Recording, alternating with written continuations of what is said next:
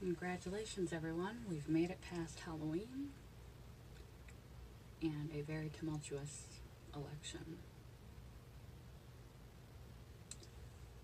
We're approaching Thanksgiving. That is the next big holiday here in the United States. Now, you may not know the true story of Thanksgiving. It's not as sweet as it seems to be. It's not what it is today. That's not where it all started. Pilgrims didn't come across and share and break bread with the Indians.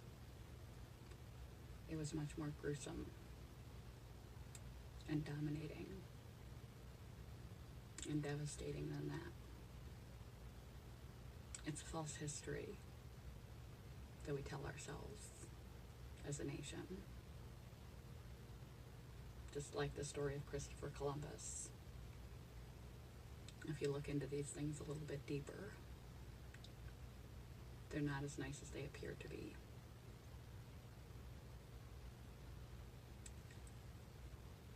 If you look beneath the surface of a lot of things, it's not as nice as it appears to be on the surface.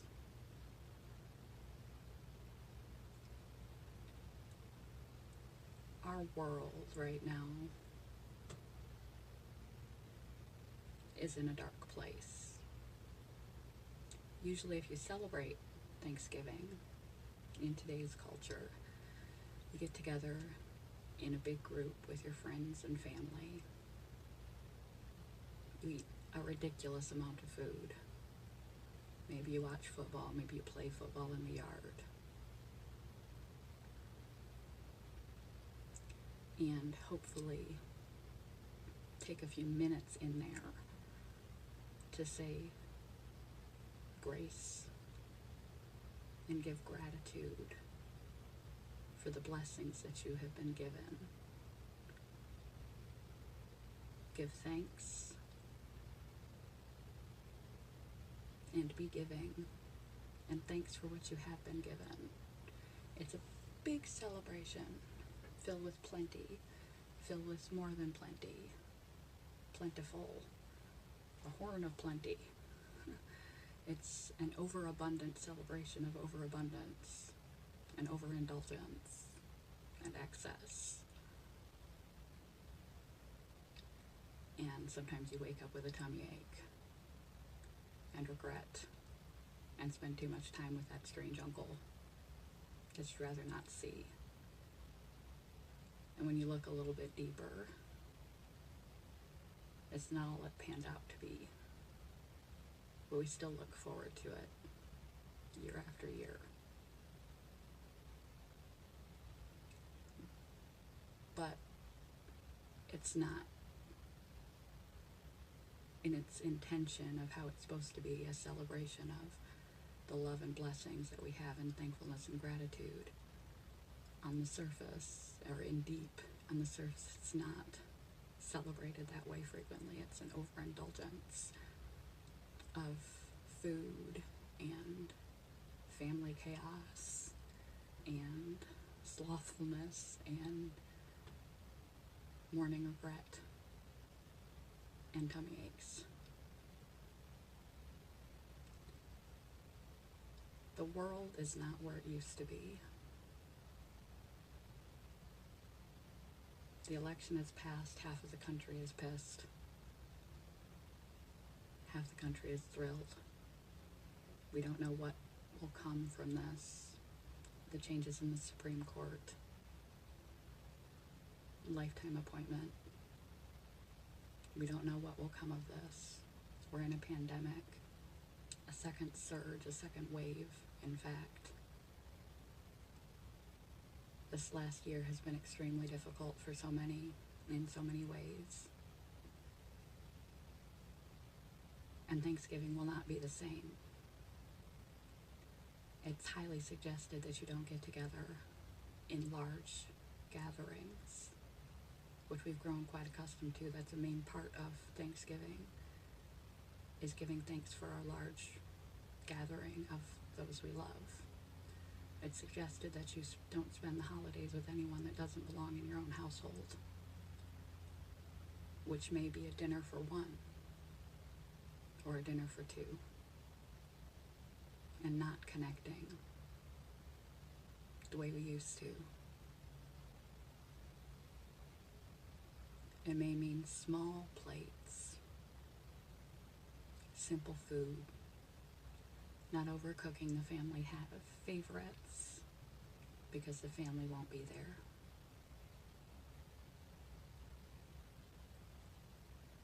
It's a different world, so it'll be a different Thanksgiving. But perhaps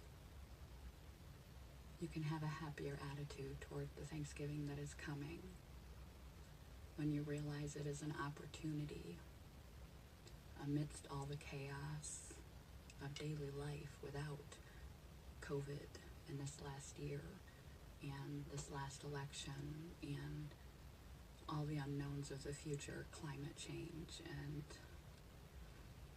Supreme Court change and change, unpredictability, distant social isolation, that we can bring Thanksgiving back to what it was meant to be. As a society, what we've determined it to be when we changed what it actually was into a national holiday. A small gathering of just your household for your own safety. A true expression of care for your extended family, rather than just showing up and putting up with them. Because that's what you do each year. Show your face, not show your truth. Have small talk, not deep talk. Sit around and watch football, which may or may not be on at all. Reach out through text, reach out through telephone to your family, to your extended people that matter the most to you, with genuine feelings of love and gratitude and thankfulness. Legitimate rather than small talk. Sentiments about how much they mean to you, how blessed you are and how grateful you are and how thankful you are to have them in your life. Even if they can't have dinner with you in person that night, you'll probably have deeper conversations and share deeper sentiments this Thanksgiving that way than you have in a long time with your loved ones. Be deeply honest and deeply open with those that you care about that are not in your home with you. Share a small meal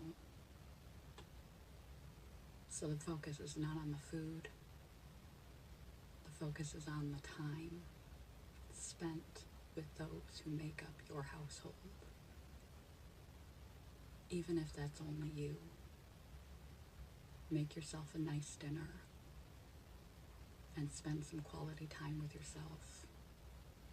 Spend some quality time with your spouse, your partner, your roommates, your children, whoever constitutes your home. Don't overdo the food. Overdo the quality time, the bonding, the stories, the laughter, the sharing. Take the time to say grace, whatever your belief system, to thank the universe, Mother Nature, God, the people who make the food for you, to purchase at the store, the farmers, for bringing this opportunity to you to celebrate the fact that you have the means, when not everyone does, to have this small but meaningful celebration. Take time to actually give thanks this Thanksgiving. Each and every one of you that's in attendance, give thanks for each other. Give thanks for the food you're about to eat. and give thanks for everything else that you can think of. All of your blessings. It's an opportunity to truly give thanks, to be giving, and to count your blessings in a time when needing that connection to other people, expressing true and loving feelings to other people, human bonding, appreciating the value of the little things, counting your blessings, and being grateful is extremely important, personally and societally, to help us cope, as it's been something that has been missing during this time in history. We are so divided. We are so divisive. We are so isolated. We are so separated. We are so willing to fight and unwilling to forgive. We are superficial.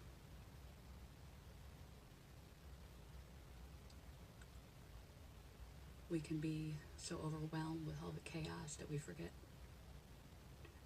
the things that there are to be grateful for, things that there are to give thanks for, things that there are to appreciate, and the people that there are for you, the people that matter to you, and opportunities to connect with these people in a deep and meaningful way. So football or not, full family or not,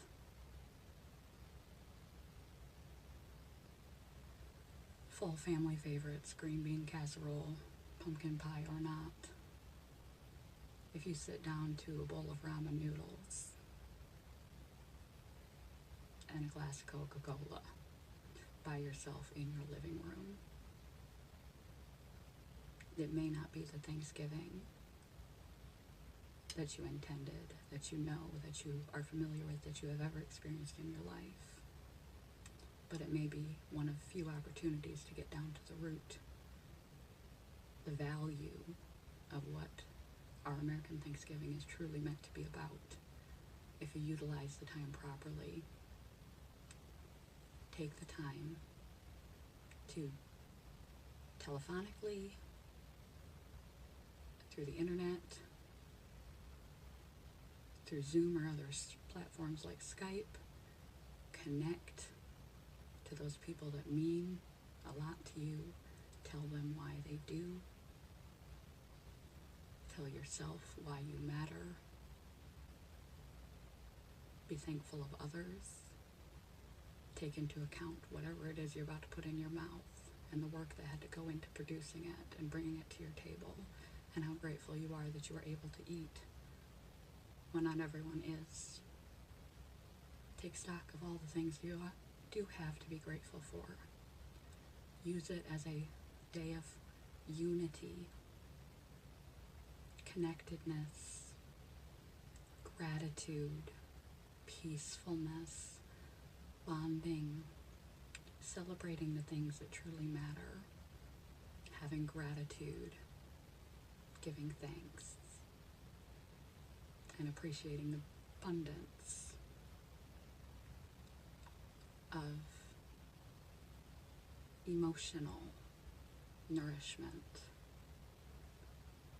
that this Thanksgiving provides you, that may not happen in the chaos, distraction, and blind,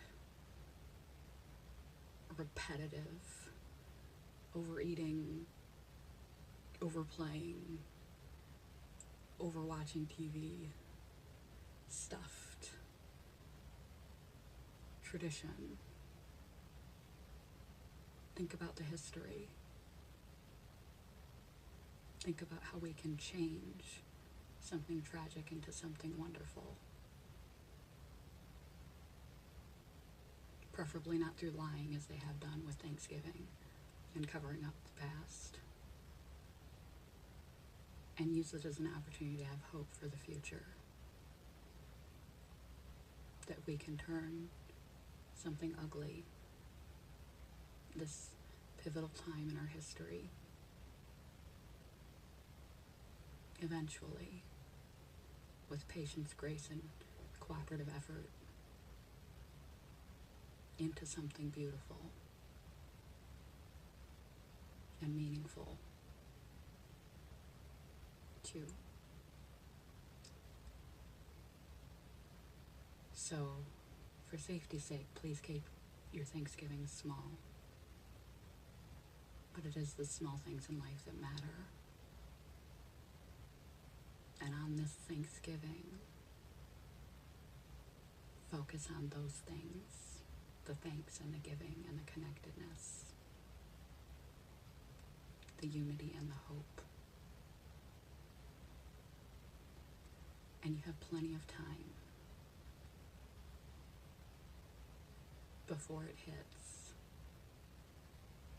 to figure out how you're going to go about this new version of an old tradition.